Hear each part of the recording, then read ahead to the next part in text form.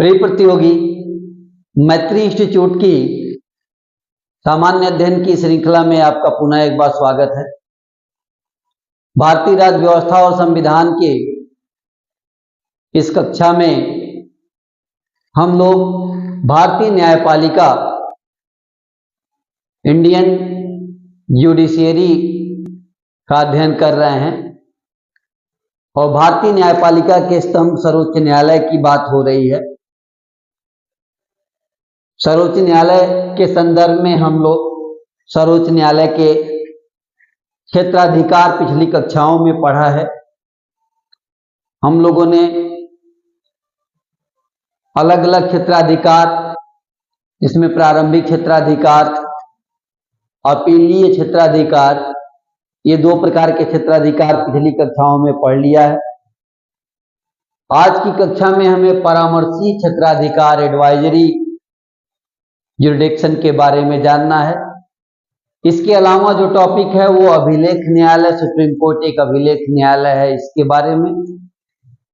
पुनर्विलोकन का क्षेत्राधिकार भी सुप्रीम कोर्ट के पास है, रिव्यू का, इसके बारे में। कुछ मामलों में अंतरण की शक्ति भी सर्वोच्च न्यायालय को दी गई है, इस शक्ति के बारे में जानना है। और आज के टॉपिक में अंत में आबद्धकर विधियां, बाइंडिंग लॉज के बारे में हमें अध्ययन करना है। तो आइए आज की कक्षा में भाग 7 में हम लोग इन बिंदुओं को एक एक करके देखते हैं, विस्तार में इन्हें जाना जाए। तो बात शुरू करते हैं हम लोग परामर्शी क्षेत्राधिकार से। कहां से बात शुरू होनी है? परामर्शी क्षेत्राधिकार। परामर्शी क्षेत्राधिकार ये टॉपिक है आज के क्लास का। एडवाइजरी जुरिडिक्शन जिसे कहते हैं, एडवाइजरी जुरिडिक्शन,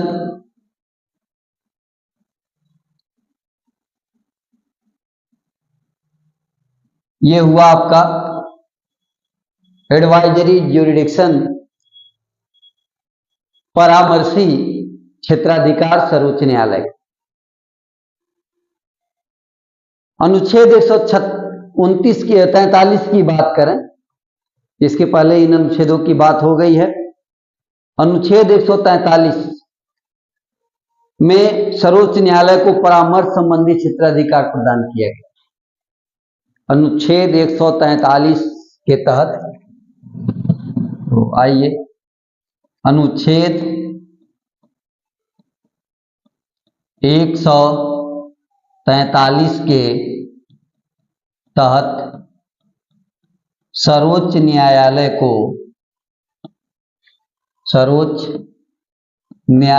को परामर्श संबंधी क्षेत्राधिकार प्रदान किया गया है। क्षेत्राधिकार प्रदान किया गया है। तो आपने देखा कि अनुच्छेद 143, जिसके अंतर्गत सर्वोच्च न्यायालय को संविधान क्या करता है? परामर्श का क्षेत्राधिकार देता है। मतलब यह है कि इसके अनुसार यदि कभी राष्ट्रपति को यह प्रतीत होता है, क्या प्रतीत होता है कि विधि या तथ्य का कोई महत्वपूर्ण प्रश्न आ गया है जो लोक कल्याण जनहित के लिए आवश्यक है, तो राष्ट्रपति अनुच्छेद 143 के तहत सर्वोच्च न्यायालय से परामर्श मांग सकता है। परामर्श मांग सकता है। तो आप देखेंगे कि राष्ट्रपति को ऐसा, मतलब कि यदि कभी राष्ट्रपति को प्रतीत हो कि, इसमें बात क्या है कि यदि कभी राष्ट्रपति को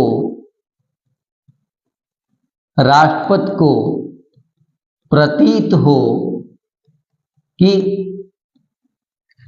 कोई ऐसा प्रश्न आ गया है कि विधि या तथ्य का ऐसा प्रश्न कि विधि यानी कानून, विधि या तथ्य का ऐसा प्रश्न आ गया है जो किस प्रकृति का है, ऐसा प्रश्न आ गया है जो सार्वजनिक महत्व का है, जो सार्वजनिक महत्व का है। ठीक, क्या देखा आपने कि जो तथ्य या विधि आई है वो ऐसा है जो सार्वजनिक महत्व का है, पब्लिक इंपॉर्टेंस का है, तो वह उक्त प्रश्न पर सर्वोच्च न्यायालय से, तो वह उक्त प्रश्न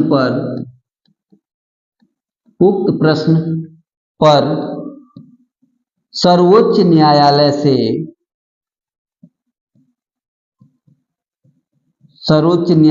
से सलाह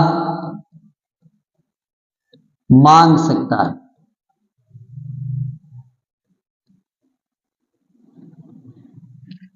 तो दूसरी बात क्लियर हुई कि राष्ट्रपति को अगर ऐसा लगता है कि विधि या तथ्य का कोई ऐसा प्रश्न आ गया है जो लोक कल्याण के लिए लोक महत्व का प्रश्न रखता है, सार्वजनिक महत्व का प्रश्न रखता है, तो ऐसे प्रश्न के बारे में राष्ट्रपति महोदय सर्वोच्च न्यायालय से सलाह मांग सकते हैं अनुच्छेद 143 के अंतर्गत, 143 के अंतर्गत। एक बात और कि राष्ट्रपति जब सलाह मांगेंगे तभी सर्वोच्च न्यायालय उन्हें सलाह दे सकता है, अपने मन से नहीं। यानी जब राष्ट्रपति सलाह मांगे, उच्चतम न्यायालय राष्ट्रपति को परामर्श तभी देता है, उच्चतम न्यायालय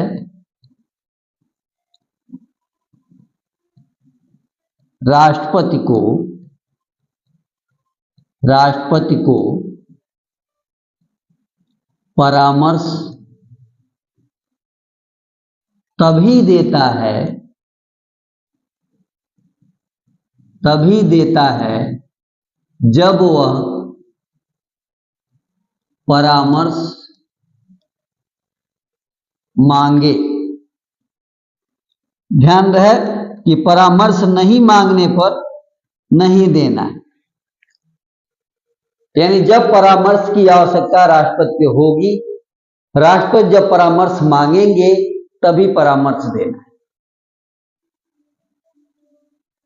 परामर्श के बारे में एक और महत्वपूर्ण तथ्य है कि परामर्श, सर्वोच्च न्यायालय से राष्ट्रपति का जो परामर्श लेने का मामला है, यह अमेरिका और ऑस्ट्रेलिया दोनों के संविधान में नहीं,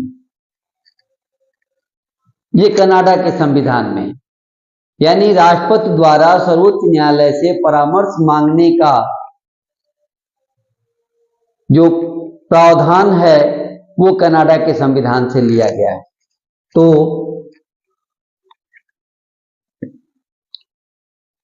परामर्श मांगने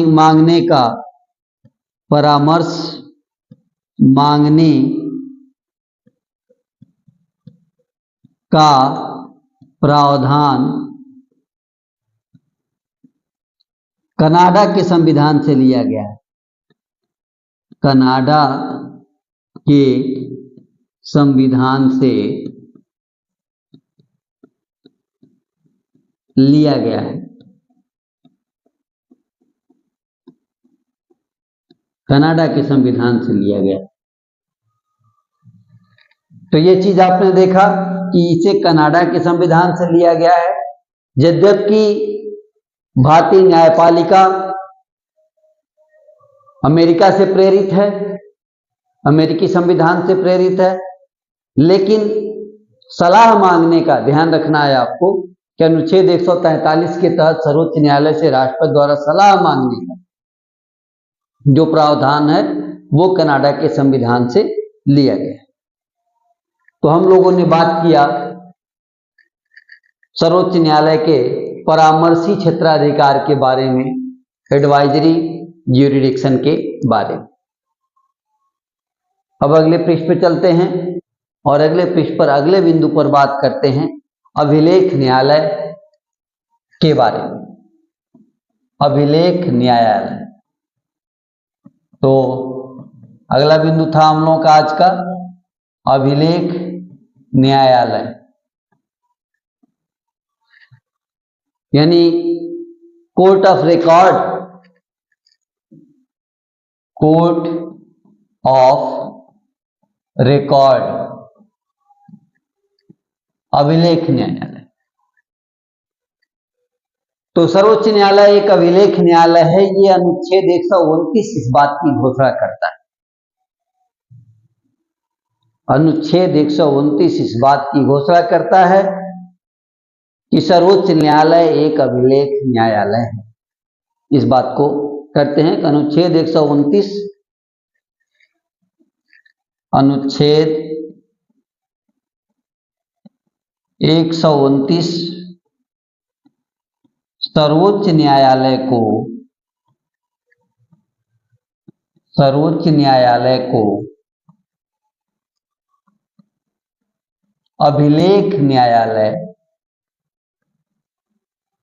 अभिलेख न्यायालय घोषित करता है।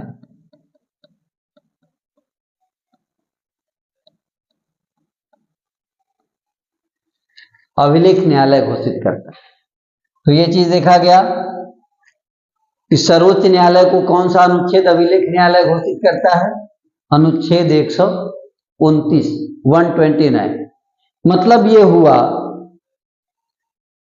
कि सुप्रीम कोर्ट के जो आदेश हैं वो अभिलेख की तरह काम करेंगे, रिकॉर्ड की तरह काम करेंगे।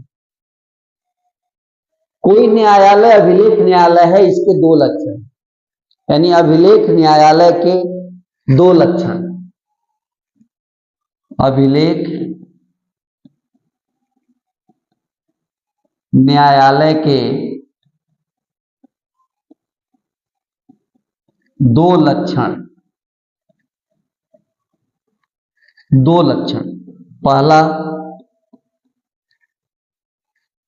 पहला लक्षण यह है कि ऐसा न्यायालय जिसके निर्णय, जिसकी कार्यवाहियां, उनका रिकॉर्ड रखा जाए, अभिलेख रखा जाए, और ये अभिलेख, ये रिकॉर्ड अधीनस्थ न्यायालयों के लिए प्रीसीडेंट, पूर्ववर्ती का कार्य करें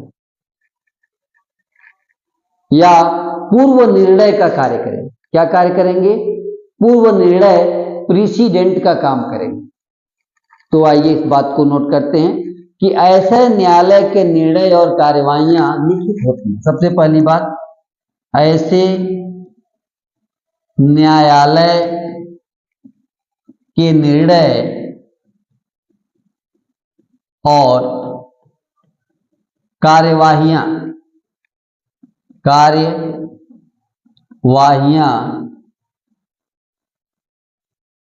लिखित होती हैं। कैसी होती हैं? लिखित होती हैं। हम लोग देख रहे हैं कि अभिलेख न्यायालय के दो लक्षण, जिसमें से पहला लक्षण क्या है कि इस प्रकार का न्यायालय, मतलब जो अभिलेख न्यायालय होगा उसकी कार्यवाही कैसी होगी? लिखित होगी, रिटेन होगी तथा अभिलेख के रूप में रखी जाती है, तथा अभिलेख के रूप में, अभिलेख यानी रिकॉर्ड के रूप में रखी जाती है। तो बात क्लियर हुई कि लिखित होती है और उसकी सारी कार्रवाई, सारे निर्णय क्या हैं, वो रिकॉर्ड के रूप में रखे जाते हैं। और ऐसे अभिलेख उसके अधीनस्थ न्यायालयों के, ऐसे अभिलेख जो रखे जाते हैं, ऐसे अभिलेख उसके अधीनस्थ न्यायालयों के, उसके अधीनस्थ न्यायालयों के लिए कैसा काम करते हैं, न्यायालयों के समक्ष पूर्व निर्णय के रूप में पेश किए जा सकते हैं। अधीनस्थ न्यायालयों के समक्ष पूर्व निर्णय, प्रेसिडेंट जिसे कहेंगे, पूर्व निर्णय प्रेसिडेंट के रूप में पेश किए जा सकते,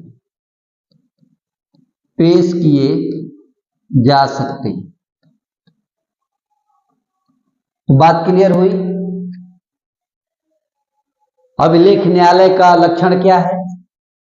अभिलेख न्यायालय का लक्षण है कि न्यायालय के निर्णय और कार्यवाहियां लिखित होंगी, रिकॉर्ड के रूप में रखी जाएंगी, और यह रिकॉर्ड, यह अभिलेख अधीनस्थ न्यायालयों के समक्ष पूर्व निर्णय यानी प्रेसिडेंट के रूप में काम करेंगे। मतलब यह है कि यह यहां पर सर्वोच्च न्यायालय के जो आदेश हैं वो संविधान के इस अनुच्छेद के माध्यम से पूर्व निर्णय के सिद्धांत को लागू करते हैं, यानी पूर्व निर्णय के सिद्धांत की बात करते हैं, पूर्व निर्णय के सिद्धांत को लागू करते हैं। तो यहां पूर्व निर्णय का सिद्धांत लागू होता है। तो अधीनस्थ न्यायालयों के लिए और इस प्रकार के सभी निर्णयों का साक्ष्यात्मक मूल्य होता है।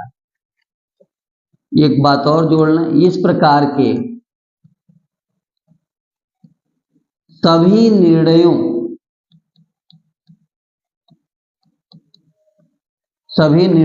का साक्ष्यात्मक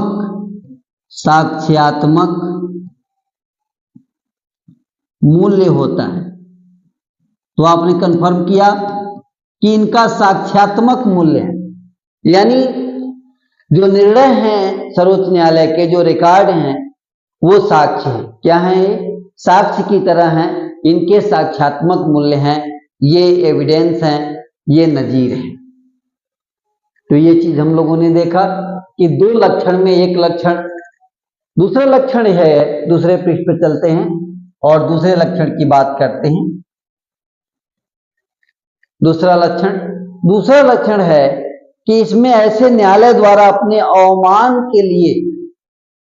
अवमानना के लिए किसी व्यक्ति को दंडित किया जा सकता है। ऐसे न्यायालय द्वारा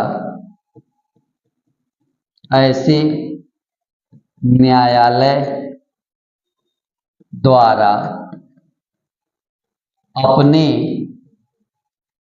अवमान के लिए, अवमान अंग्रेजी लिख लें हम लोग तो ज्यादा आसान होगा, कंटेम्प्ट लिखना था।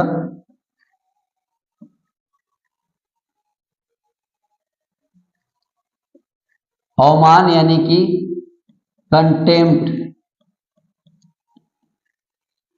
तो ऐसे न्यायालय द्वारा अपने अवमान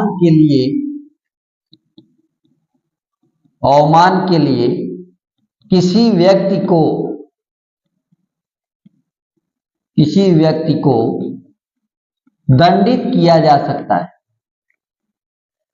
दंडित किया जा सकता है। यह हुआ अभिलेख न्यायालय का दूसरा लक्षण। अभिलेख न्यायालय का दूसरा लक्षण कि अभिलेख न्यायालय क्या कर सकती है?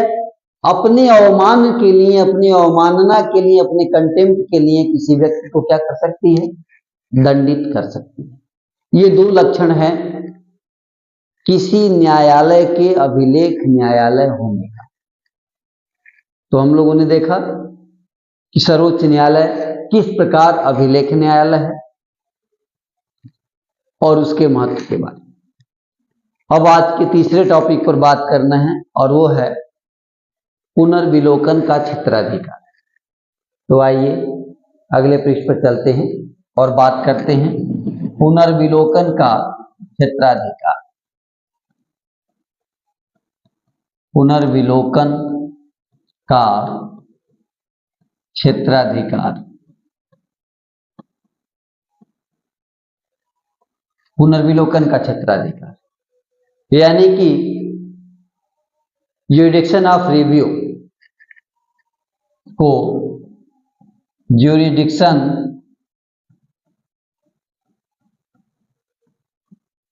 Of review, jurisdiction of review पुनर्विलोकन का क्षेत्र। सर्वोच्च न्यायालय के मामले में यह है कि सर्वोच्च न्यायालय को पुनर्विलोकन की शक्ति अनुच्छेद 137 के तहत, संविधान के अनुच्छेद 137 के तहत सर्वोच्च न्यायालय को अपने निर्णयों या आदेशों के पुनर्विलोकन का अधिकार। तो अनुच्छेद 137 के अंतर्गत बात करते हैं हम लोग। अनुच्छेद 137 के तहत सर्वोच्च न्यायालय को अपने निर्णयों या आदेशों के तहत सर्वोच्च न्यायालय को अपने निर्णयों या आदेशों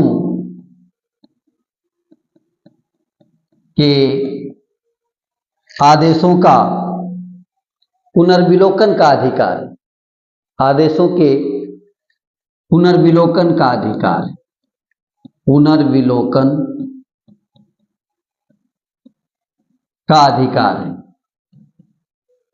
तो हम लोगों ने जाना अनुच्छेद 137 137 अनुच्छेद 137 के तहत सर्वोच्च न्यायालय को अपने ही आदेश, अपने ही निर्णय के पुनर्विलोकन का अधिकार प्राप्त है। मतलब यह है कि अपने पूर्व के निर्णयों में परिवर्तन कर सकता है। अर्थात सर्वोच्च न्यायालय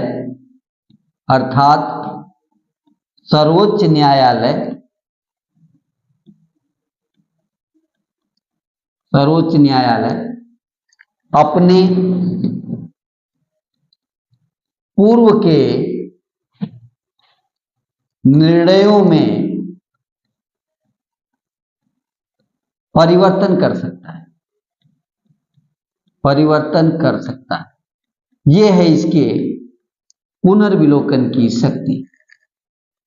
तो पुनर्विलोकन की शक्ति मतलब ये कि सर्वोच्च न्यायालय जरूरत पड़ने पर अपने निर्णयों को, अपने आदेशों को क्या कर सकता है, बदल सकता है। इसे कहते हैं किसी न्यायालय को पुनर्विलोकन की शक्ति प्राप्त होना।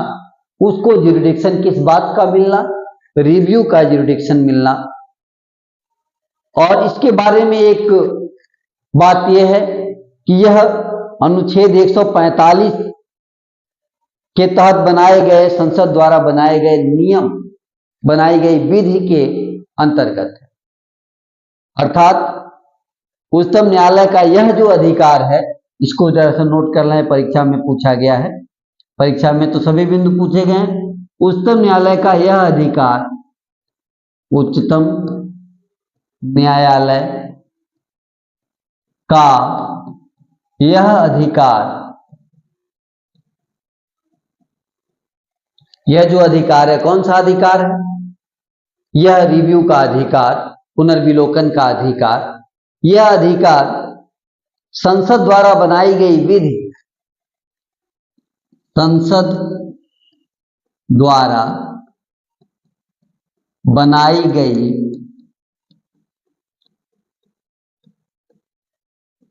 विधि या अनुच्छेद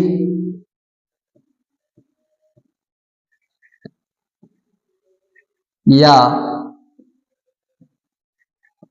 अनुच्छेद 145 के तहत बनाए गए नियमों, अनुच्छेद 145 के तहत बनाए गए नियमों के अंतर्गत, के अधीन है, नियमों के अधीन है। तो ये बात क्लियर हुई। यहां कौन सी बात क्लियर करना था कि उच्चतम न्यायालय को जो यह रिव्यू का अधिकार प्राप्त है, पुनर्विलोकन का अधिकार प्राप्त है, यह जो अधिकार है वो 145 के तहत बनाए गए नियमों के आधार पर है और संसद द्वारा बनाई गई विधियों के आधार पर। तो इस तरह से सर्वोच्च न्यायालय को पुनर्विलोकन की शक्ति भी प्राप्त है। इसके बाद आज के टॉपिक में हमारा था मामला कुछ मामलों में अंतरण की शक्ति, कुछ मामलों के अंतरण की शक्ति। तो आइए अगला बिंदु आज का देखते हैं। कुछ मामलों के अंतरण की शक्ति, अंतरण की शक्ति यानी power of transfer of cases. कैसा power? Power of transfer of certain cases, power of transfer of certain cases, यानी कुछ केसेज के, कुछ मामलों के ट्रांसफर का अधिकार, अंतरण का अधिकार सर्वोच्च न्यायालय। यानी ये कैसा अधिकार है? इस अधिकार के तहत सर्वोच्च न्यायालय क्या कर सकता है? एक उच्च न्यायालय से दूसरे उच्च न्यायालय को केस ट्रांसफर कर सकता है या फिर किसी उच्च न्यायालय से केस को अपने पास मंगा सकता है। ये अधिकार सर्वोच्च न्यायालय को अनुच्छेद 139 क के तहत प्रदान किया गया। अनुच्छेद 139 क के तहत कि एक उच्च न्यायालय से दूसरे उच्च न्यायालय को केस को क्या कर सकता है? ट्रांसफर कर सकता है या किसी उच्च न्यायालय से केस को अपने पास मंगा सकता है। तो आइए इसको नोट करते हैं। अनुच्छेद 139 क उच्चतम न्यायालय को एक न्यायालय से, अनुच्छेद 139 क के तहत उच्चतम न्यायालय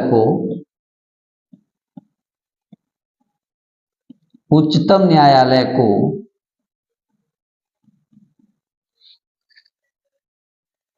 क्या अधिकार है? उच्चतम न्यायालय को एक उच्च न्यायालय से दूसरे उच्च न्यायालय में को एक उच्च न्यायालय से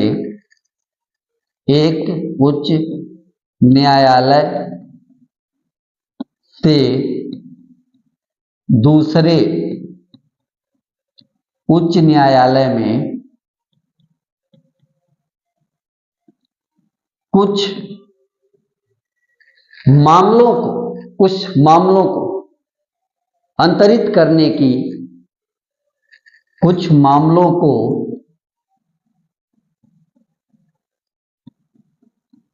अंतरित करने की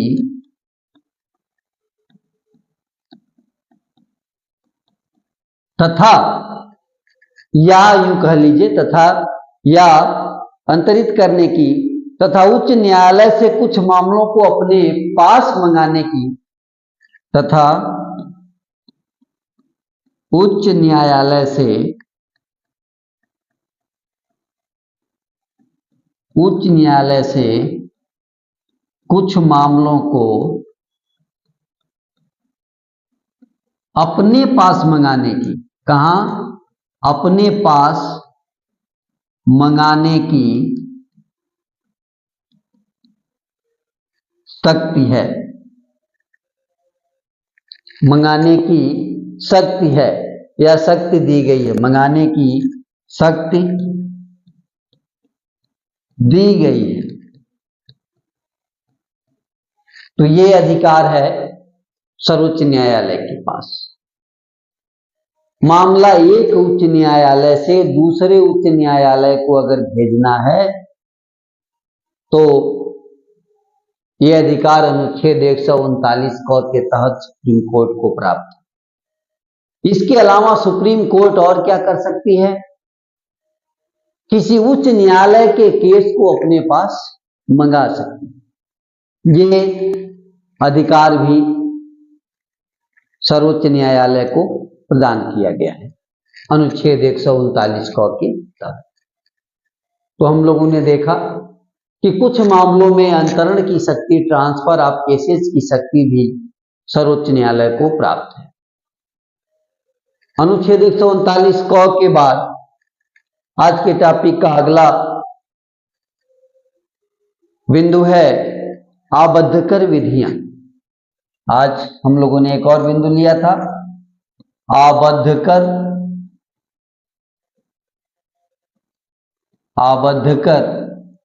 विधियां, आबद्धकर विधियां यानी बाइंडिंग लॉज, बाइंडिंग लॉज की बात आज हम लोग करेंगे।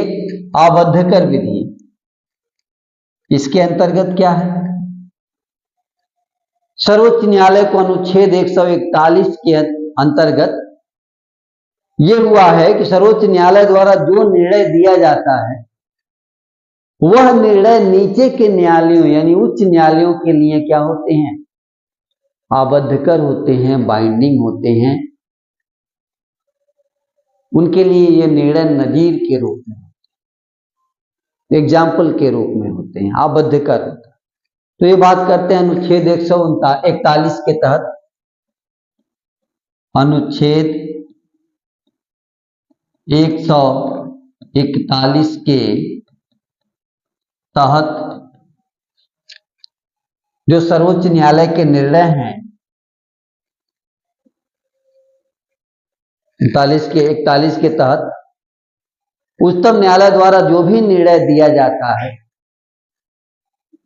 उच्चतम न्यायालय द्वारा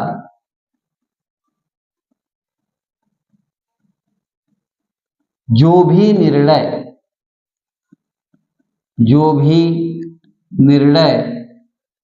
दिया जाता है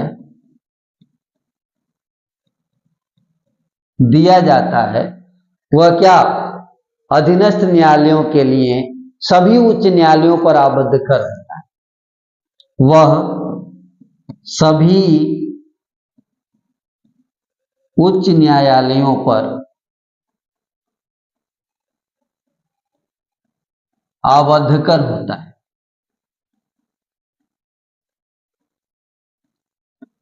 आबद्धकर। तो ये बात हुआ कि सर्वोच्च न्यायालय के जजमेंट, सुप्रीम कोर्ट के जजमेंट, सुप्रीम कोर्ट के निर्णय हाई कोर्ट पर क्या हैं, बाइंडिंग हैं, आबद्धकर हैं, हाई कोर्ट के लिए एक नजीर है। आप इसको कह सकते हैं कि उच्चतम न्यायालय के जो निर्णय हैं उच्च न्यायालयों के लिए पूर्व निर्णय के रूप में विधि का बल रखते हैं। इसको और क्या कह सकते हैं, कह सकते हैं कि उच्चतम न्यायालय के निर्णय उच्चतम न्यायालय के निर्णय किसके लिए, उच्च न्यायालयों के लिए पूर्व निर्णय निर्णय उच्च न्यायालयों के लिए पूर्व निर्णय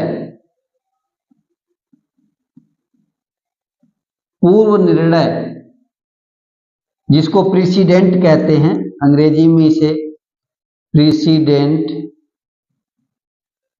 के रूप में, पूर्व निर्णय के रूप या पूर्व निर्णय का बल रखते हैं। सीधा सीधा ये कह सकते हैं कि पूर्व निर्णय के रूप में विधि का बल रखते हैं, के रूप में विधि का बल रखते हैं, यानी विधि का पावर रखते हैं।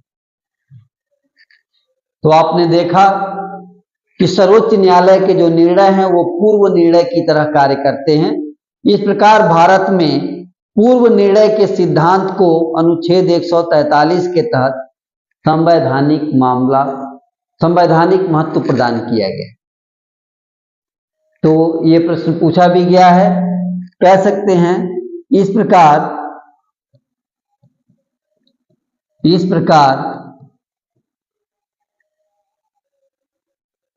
भारत में पूर्व निर्णय के सिद्धांत को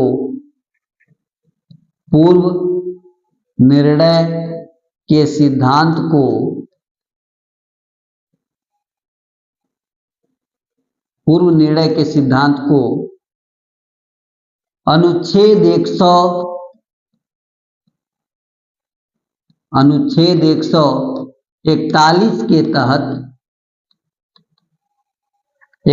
के तहत संवैधानिक महत्व प्रदान किया गया है। संवैधानिक महत्व प्रदान किया गया है।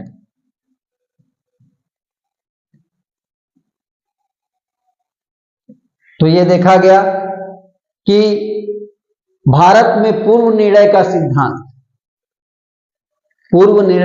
सिद्धांत डॉक्ट्रिन ऑफ प्रेसिडेंट, क्या कह सकते हैं इसको, पूर्व निर्णय का सिद्धांत यानी डॉक्ट्रिन ऑफ प्रेसिडेंट, ये स्थापित किया गया है। डॉक्ट्रिन ऑफ प्रेसिडेंट, पूर्व निर्णय का सिद्धांत स्थापित करने की कोशिश की गई है। तो इस तरह से इस अनुच्छेद 141 यह अनुच्छेद भारत में पूर्व निर्णय के सिद्धांत को भी स्थापित करता है। पूर्व निर्णय क्या, सर्वोच्च न्यायालय के आदेश उच्च न्यायालयों के लिए पूर्व निर्णय का कार्य करते हैं, प्रेसिडेंट का काम करते हैं। तो इस तरह से आज की कक्षा में हम लोगों ने इतने बिंदु समाहित किए। आइए इन्हें दोबारा से देख लें और कक्षा को समाप्त करें। आज उच्चतम न्यायालय के बारे में हम लोग परामर्शी क्षेत्राधिकार की बात करना था हमें। उच्चतम न्यायालय एक अभिलेख न्यायालय है, इसकी बात करनी थी। पुनर्विलोकन का क्षेत्राधिकार है, ये बात करनी थी। कुछ मामलों में अंतरण की शक्ति है, ये देखना था। और आबद्धकर विधियां, इसके बारे में कि सर्वोच्च न्यायालय के आदेश आबद्धकर होते हैं, इस कक्षा में देख रहे हैं। बात शुरू करते हैं हम लोग परामर्शी क्षेत्राधिकार से। सर्वोच्च न्यायालय का परामर्शी एडवाइजरी जो जुरिडिक्शन है वहां से। इसके लिए अनुच्छेद 143 में चलें। अनुच्छेद 143 के तहत सर्वोच्च न्यायालय को परामर्श संबंधी अधिकार प्रदान किया गया है। परामर्श के मामले में क्षेत्राधिकार दिया गया है। मतलब ये कि राष्ट्रपति महोदय के सामने अगर कोई विधि या तथ्य का प्रश्न आ जाए जो सार्वजनिक महत्व का हो, अत्यधिक महत्वपूर्ण हो, तो ऐसे किसी प्रश्न को क्या कर सकते हैं, वो सर्वोच्च न्यायालय से सलाह मांग। कौन मांग सकता है? राष्ट्रपति महोदय सलाह मांग सकते हैं, और उच्चतम न्यायालय राष्ट्रपति को सलाह तभी देगा जब उससे मांगा जाए। अनुच्छेद 143, उच्चतम न्यायालय राष्ट्रपति को तभी सलाह देगा जब उससे सलाह मांगा जाएगा। परामर्श मांगने का जो प्रावधान है वो कनाडा के संविधान से लिया गया। कहां से लिया गया है? कनाडा के संविधान से। तो आप देखेंगे कि परामर्श लेने का, परामर्श मांगने का संविधान न तो ऑस्ट्रेलिया के संविधान में है, न तो अमेरिका के संविधान में है। यह व्यवस्था कनाडा के संविधान में है, वहां से ये प्रेरित है। आज की कक्षा में दूसरा जो टॉपिक रहा है वो है अभिलेख न्यायालय, कोर्ट ऑफ रिकॉर्ड। सर्वोच्च न्यायालय एक अभिलेख न्यायालय है। अनुच्छेद 129 इस बात की घोषणा करता है कि अभिलेख न्यायालय, सर्वोच्च न्यायालय क्या है? एक अभिलेख न्यायालय है, रिकॉर्ड कोर्ट है। अभिलेख न्यायालय होने के दो लक्षण बताए गए। अभिलेख न्यायालय होने के दो लक्षण, इन दो लक्षणों पर निर्णय किया जाता है कि कोई न्यायालय अभिलेख न्यायालय। दो लक्षण में क्या है? पहला लक्षण ये है कि अभिलेख न्यायालय ऐसा न्यायालय होगा जिसके निर्णय और कार्यवाही लिखित होगी। क्या होगी? अभिलेख न्यायालय ऐसा न्यायालय होगा जिसके निर्णय और कार्यवाहियां लिखित होंगी, उनका रिकॉर्ड रखा जाएगा, अभिलेख रखा जाएगा, और ये अभिलेख उसके अधीनस्थ न्यायालयों पर पूर्व निर्णय के रूप में, प्रेसिडेंट के रूप में पेश किए जा सकते हैं। इस प्रकार के सभी निर्णय साक्ष्यात्मक मूल्य रखते हैं। इनका साक्ष्यात्मक वैल्यू है, एविडेंशियल वैल्यू है। तो इस तरह से देखा गया कि सर्वोच्च न्यायालय के जो आदेश हैं वो रिकॉर्ड के तरह हैं, हाई कोर्ट के लिए रिकॉर्ड के तरह हैं, और निचली अदालतों के लिए भी रिकॉर्ड के तरह है। आगे बढ़ते हैं और बात करते हैं दूसरे वाले लक्षण की। दूसरे लक्षण में कहा गया है कि अभिलेख न्यायालय ऐसा न्यायालय है जो अपने अवमान के लिए, कंटेम्प्ट के लिए किसी को दंडित कर सकता है, किसी भी व्यक्ति को दंडित कर सकता है अगर उसकी अवमानना, उसकी अवहेलना हो गई है। तो आपने देखा कि अभिलेख न्यायालय के दो लक्षण, एक पहला लक्षण कि उसके अभिलेख, उसकी जो कार्यवाहियां हैं, उसके जो निर्णय है वो लिखित हैं और अभिलेख के रूप में हैं और सभी न्यायालयों पर बाइंडिंग हैं। और दूसरी बात जाना कि ऐसे न्यायालय जो होते हैं अभिलेख न्यायालय, वे अपने अवमान के लिए, अपने कंटेम्प्ट के लिए, अपनी अवहेलना के लिए क्या कर सकते हैं? किसी भी व्यक्ति को दंडित कर सकते हैं। तो अभिलेख न्यायालय की बातें हुई। अभिलेख न्यायालय के बाद अगला जो टॉपिक है वो है पुनर्विलोकन का क्षेत्राधिकार, यानी कि jurisdiction of review. Jurisdiction of review, review का क्षेत्राधिकार मिला हुआ है सर्वोच्च न्यायालय। अनुच्छेद 137 की बात करें, 137 अनुच्छेद 137 के तहत सर्वोच्च न्यायालय को अपने ही निर्णय या आदेश का पुनर्विलोकन का अधिकार है। यानी सर्वोच्च न्यायालय अपने ही आदेश को, अर्थात सर्वोच्च न्यायालय अपने ही आदेश में क्या कर सकता है? पूर्व के निर्णयों में परिवर्तन कर सकता है।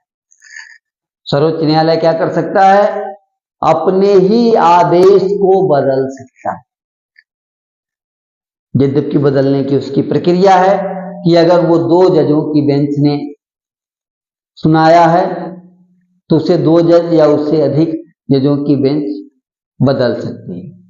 तो इस तरह से अपने ही निर्णय को बदल पाना, बदलने का पुनर्विलोकन करना, रिव्यू करना, ये सर्वोच्च न्यायालय का अपना क्षेत्राधिकार है। उच्च न्यायालय का जो यह अधिकार है, यह संसद द्वारा बनाई गई विधि के अंतर्गत है या फिर अनुच्छेद 145 के तहत बनाए गए नियम के अंतर्गत?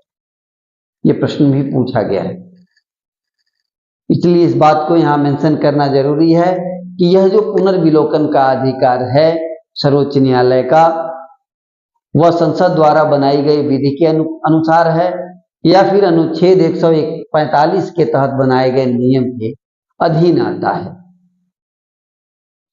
तो ये हुआ आपका पुनर्विलोकन का क्षेत्राधिकार।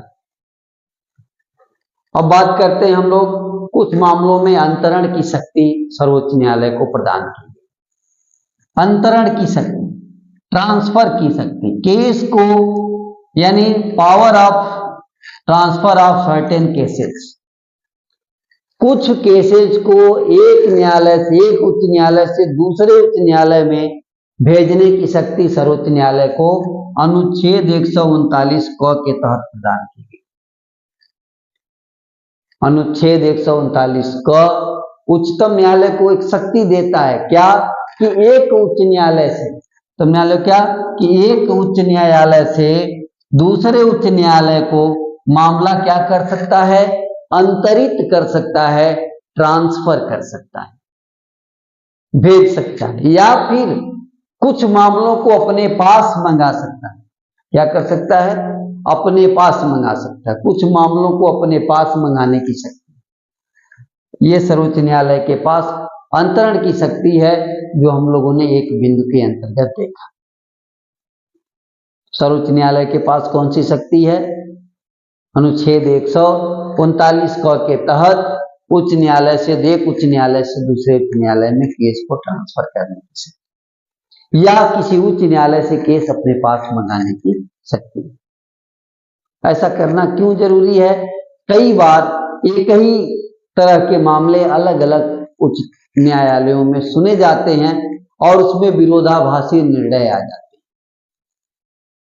इस परिस्थिति से बचने के लिए सर्वोच्च न्यायालय क्या करता है कि मामले को उठा करके एक ही उच्च न्यायालय में, या फिर संभव होता है तो वो अपने पास मंगा करके और उसका निपटारा करता है, डिस्पोजल करता है। इसके बाद आज का अंतिम टॉपिक है आबद्धकर विधि। ये सर्वोच्च न्यायालय के जो आदेश निर्णय होते हैं वो आबद्धकर होते हैं, बाइंडिंग। तो सर्वोच्च न्यायालय के जो आदेश हैं, अनुच्छेद 141 की बात करें, 141 की बात करें, तो उच्चतम न्यायालय द्वारा दिया गया निर्णय, जो भी निर्णय दिया जाता है वह सभी उच्च न्यायालयों पर आबद्धकर होता है, सभी उच्च न्यायालयों पर आबद्धकर होता है, सभी उच्च न्यायालयों पर बाइंडिंग है, उनके ऊपर आवश्यक रूप से लागू होता है, उनके लिए नजीर की तरह होता है। इसमें आप देखेंगे तो उच्चतम न्यायालय के जो निर्णय हैं वो उच्च न्यायालयों के लिए पूर्व निर्णय, प्रीसीडेंट का काम करते हैं, और इसलिए विधि का बल रखते हैं। कैसा फोर्स रखते हैं, कानून का फोर्स रखते हैं, विधि का फोर्स रखते हैं, लॉ का फोर्स। तो सर्वोच्च न्यायालय के जो निर्णय है उच्च न्यायालयों के लिए पूर्व निर्णय का कार्य करते हैं, प्रीसीडेंट का कार्य करते हैं। इस तरह से भारत में पूर्व निर्णय के सिद्धांत को स्थापित किया गया है।